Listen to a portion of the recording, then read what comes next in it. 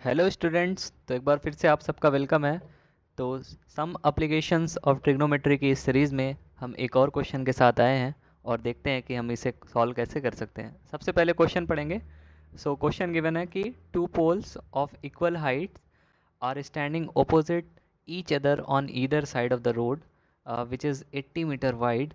From a point between them on the road, the angles of elevation of the top of the poles are 60 degree and 30 degree respectively. Find the height of the poles and distance of the point from the poles. Okay. तो इसमें क्या given है कि एक road है, उसके opposite sides में दो पोल खड़े हुए हैं और रोड की चौड़ाई हमें गिवन है 80 मीटर। ओके।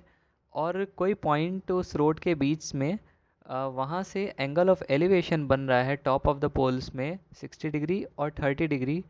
तो हमें फाइंड करना है पोल्स की हाइट क्या होगी। दोनों इक्वल हाइट के हैं तो मतलब हाइट बताना है हमें, और उस पॉइंट से दोनों पोल्स के बीच में डिस्टेंस क्या क्या होंगी वो बताना है।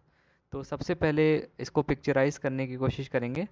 तो ये हमारा, सपोज करो कि ये हमारा रोड हो गई। रोड इतनी A B suppose width of the road है। ओके। और ए और B opposite sides of the road है और ये ए बी की डिस्टेंस हमें गिवन है 80 मीटर। ओके। इतना तो हमें क्वेश्चन से गिवन है। और दो पोल्स बनाना है जो कि इक्वल हाइट पे हैं। एक पोल ए पे खड़ा है और एक पोल बी पे खड़ा है। तो इसे कोशिश करो ऐसे स्ट्रेट लाइन होंगी। थोड़ा से स्ट्रेट नहीं लग रही बट हमें अज्यूम करना है ये स्ट्रेट है।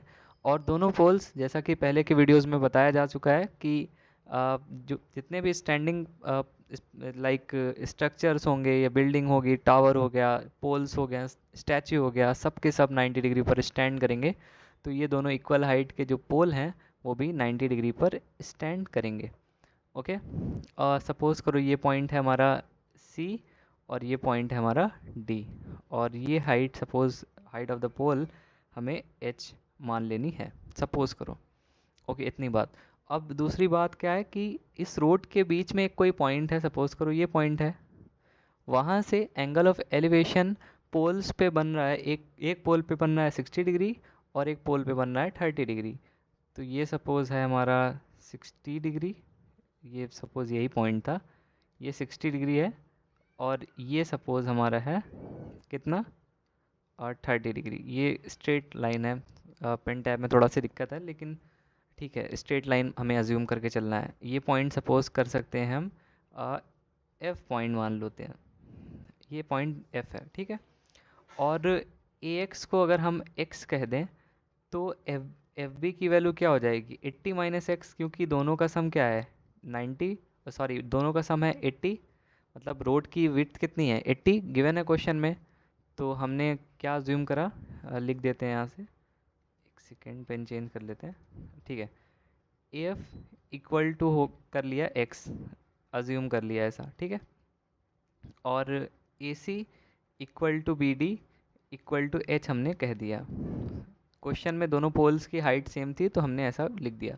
और हमारे पास दो राइट एंगल ट्राइंगल है। एक राइट एंगल ट्राइंगल हमारे हमारे पास है सी ए एफ, और दूसरा राइट एंगल ट्राइंगल हमारे पास डी बी एफ। ओके। तो पहले वाले राइट एंगल ट्राइंगल को लिखते हैं और देखते हैं हमें क्या क्या मिल सकता है। So in triangle that is CAF we have, यहाँ देखिए हम यहाँ पे tan 60 डिग्री लिखते हैं। तो tan 60 डिग्री इस ट्राइंगल में देख के बताओ क्या होगा। परपेंडिकुलर अपॉन बेस होता है। परपेंडिकुलर CAF में क्या है, CA है या AC का हो, और इसकी वैल्यू हमने H मान लिया है तो H अपॉन AF बेस है, बेस को हमने X कह दिया है तो H अपॉन X। क्या हम tan 60 की वैल्यू जानते हैं, बिल्कुल। √3 होती है is equal to H upon X. तो यहाँ से हमारा h की वैल्यू जो आ रही है वो √3 टाइम्स ऑफ x है। इसको इक्वेशन नंबर 1 बना लो। अब हम दूसरे ट्राइंगल की बात करेंगे। दूसरे ट्राइंगल का मतलब triangle, right angle triangle D B F का, ये जो हम कलर कर रहे हैं जिससे हल्का, ये डी बी एफ। ओके। और इसे दूसरे पेज में देखते हैं। So in triangle D B F we have. अब यहाँ पे हमारे पास हम क्या लिख सकते हैं, हमारे पास एंगल गिवन है 30 डिग्री, और 30 डिग्री है तो यहाँ पे हम tan 30 लिख देते हैं, और tan 30 इज इक्वल टू क्या हो जाएगा, B D upon F B. और बी डी की वैल्यू हमें क्या गिवन है, बी डी की वैल्यू हमने अज्यूम करी है एच, और एफ बी की वैल्यू हमारे पास है 80 माइनस एक्स। तो यहाँ पे लिख सकते हैं हम tan 30 डिग्री इक्वल टू क्या हो जाएगा, डी बी की वैल्यू एच माना है हमने, और एफ बी की वैल्यू है 80 माइनस एक्स। क्या tan 30 की वैल्यू हम जानते हैं, बिल्कुल जानते हैं, क्या है वो 1/√3। सो इसे 1/√3 लिख देंगे, और ये h है, और ये हमारा हो जाएगा 80 माइनस एक्स। क्या हम x की वैल्यू ऑलरेडी कैलकुलेट कर चुके हैं, सॉरी h की वैल्यू क्या ऑलरेडी कैलकुलेट कर चुके हैं, बिल्कुल। √3 इंटू एक्स आ रहा था फ्रॉम इक्वेशन 1, तो जहाँ h है वहाँ पे हम ये लिख देंगे। So 80 minus x is equal to √3 into √3 times of x. यहाँ पे कहाँ से हमें ये मिला, फ्रॉम इक्वेशन नंबर 1 से मिल गया ये। ठीक है भाई, तो ये क्या हो जाएगा 80 माइनस एक्स, √3 इंटू √3 क्या हो जाएगा 3x हो जाएगा। तो ये क्या हो गया 4x, x को उधर भेजा, इज इक्वल टू 80। तो यहाँ से x की वैल्यू कितनी आ रही थी, कितनी आ रही थी भाई बताओ, 80/4 कितना होता है 20 मीटर्स हमारी x की वैल्यू आ गई थी। तो distance of pole from distance of pole AC from F is 20 meter, and distance of pole BD from point F is 80 minus 20 which is 60 meter. So ऐसे लिख देंगे, और ऑल्सो पहले इसको बाद में लिख देंगे, सबसे पहले हम हाइट निकालते हैं। सो हाइट क्या हो जाएगी, हाइट की वैल्यू हो जाएगी √3 इंटू एक्स। √3 क्या है, √3 एक्स की वैल्यू थी 20, सो √3 इंटू 20 विच इज़ कितना 20 √3 मीटर। ओके, सो लिख देंगे यहाँ पे, so the height of poles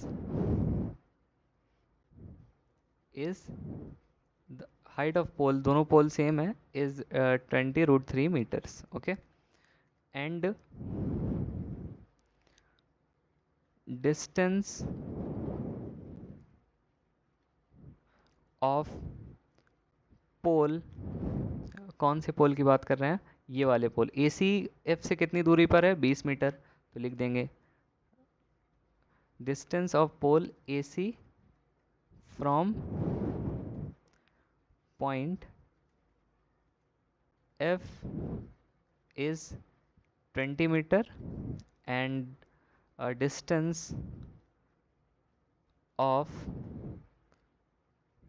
pole B D is 80 minus x, 80 minus x मतलब 80 माइनस 20 विच इज़ 60 मीटर, तो 60 मीटर हो जाएगा। ओके, सो देख लेते हैं, पोल बी डी की एफ से कितनी दूरी है 80 माइनस एक्स, और 80 माइनस एक्स होगा 80 माइनस 20 विच इज़ 60, और पोल ए एफ की एफ से डिस्टेंस कितनी है x, और x की वैल्यू हमने 20 कैलकुलेट करी है, तो इसकी वैल्यू हो जाएगी हमारे पास 20। और हमारी हाइट्स ऑफ पोल क्या है, सेम है, which is equal to 20 √3 metre. Okay, एक बार फिर से देखते हैं कि हमने क्या किया और हमसे क्या पूछा था। तो हमारे पास क्वेश्चन गिवन था, two poles of equal heights are standing opposite each other on either side of the road which is 80 meter wide. From a point between them on the road, the angles of elevation of the top of the pole are 60 degree and 30 degree respectively. Find the height of the pole and the distance of the point from the poles. तो क्या given था कि एक road थी जिसके opposite sides में हमारे पोल थे जिनकी हाइट सेम थी, और उस रोड के बीच में एक कोई पॉइंट था, सपोज उसका नाम हमने दिया है f। वहाँ से एंगल ऑफ एलिवेशन एक पोल पर बन रहा था 60 डिग्री, और एक पोल पर बन रहा था 30 डिग्री, पोल के टॉप पर ऑब्वियस सी बात है बन रहा था। तो हमारा ऑब्जर्वर जो है यहाँ पे पॉइंट एफ पे खड़ा रहेगा, और सी और डी जो है हमारे ऑब्जेक्ट्स हैं। और क्योंकि यहाँ पे एंगल ऑफ एलिवेशन की बात हो रही थी, तो हमारे ऑब्जर्वर की हाइट कम होगी as compare to height of object which is C and D respectively. Okay, इतनी बात तो क्लियर है। तो हमारे पास दो ट्राइंगल्स बन रहे थे। ओके, एक ट्राइंगल था हमारे पास सी ए एफ और एक ट्राइंगल था डी बी एफ, दोनों राइट एंगल ट्राइंगल थे। और क्योंकि ए बी के बीच की डिस्टेंस थी 80 मीटर, तो एफ कोई बीच में पॉइंट था, तो हमने कह दिया कि पोल ए सी से एफ की दूरी है एक्स। तो ऑब्वियस सी बात है, टोटल 80 है, तो एक को एक्स माना, तो दूसरे में बचा हुआ डिस्टेंस कितना होगा, 80 माइनस एक्स। तो इसीलिए एफ बी की वैल्यू हमने 80 माइनस एक्स लिख दिया। तो दोनों ट्राइंगल में हमने टेन टेन टेन की वैल्यू लिखी, टेन का रेशियो लिया और दोनों को सॉल्व किया।